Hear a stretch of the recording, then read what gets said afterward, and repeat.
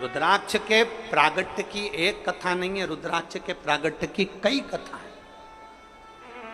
रुद्राक्ष के जन्म की एक कथा नहीं है, रुद्राक्ष के जन्म की अनेक कथा। पर भाग्यशाली हो आप जो 72 साल बाद ये जो सावन का महीना आया है, सोमवार से सोमवार तक का, कहते हैं इस सावन में जो सोमवार से सोमवार तक का सावन रहता है, सोमवार से शुरू सोमवार से विराम, अगर आपके घर में रुद्राक्ष है, आप रुद्राक्ष धारण करते हो या रुद्राक्ष अपने घर में रखते हो, तो उस रुद्राक्ष को छोटी सी कटोरी में रखकर या एक पात्र में रखकर 7 बार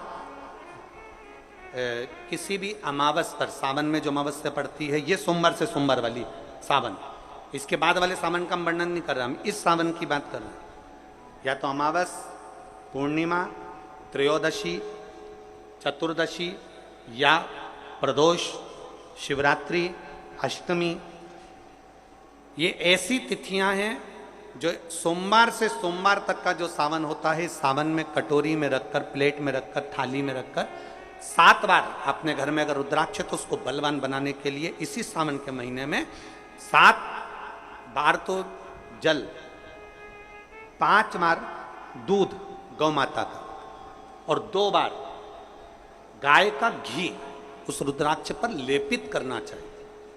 और फिर उस रुद्राक्ष को धूप बत्ती हो या घर में गूगल की धूप हो, वो धूप बत्ती से उस रुद्राक्ष को सिद्ध कर लेना चाहिए।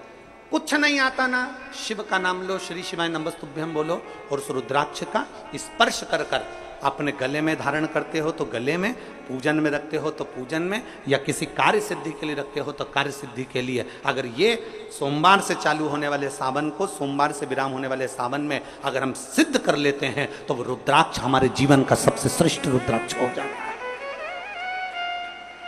सर्वश्रेष्ठ।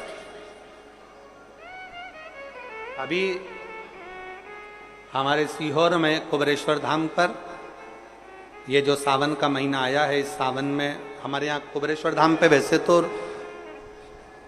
जो महाशिवरात्रि आती है, जिस समय रुद्राक्ष उत्सव होता है, उस समय पर रुद्राक्ष को सिद्ध कर लिया जाता है। पर जो सावन ये आया है, इस सावन में हमारे यहाँ प्रतिदिन बाबा के रुद्राक्ष को सिद्ध करते हैं। प्रतिदिन नियम है रुद्राक्ष पर जल चढ़ाना, दूध चढ़ाना, घृत लगाना और बाबा के रुद्राक्ष, क्योंकि इतने भक्त आते हैं उनके लिए वो रुद्राक्ष सिद्ध हो जाए।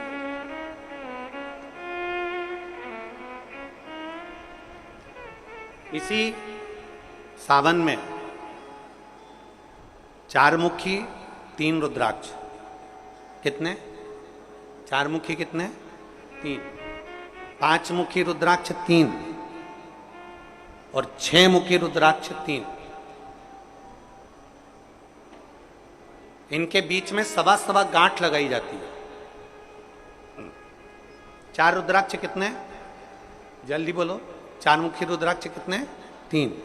5 मुखी रुद्राक्ष कितने? 3। 6 मुखी रुद्राक्ष कितने? 3। इनके बीच में सवा गांठ लगाई जाती है। मतलब एक गांठ पूरी लगाई जाती है, फिर आधी गांठ लगाकर फिर रुद्राक्ष को डाला जाता है लाल धागे में, फिर सवा गांठ ऐसी चलती है। 9 रुद्राक्ष होते हैं कुल टोटल।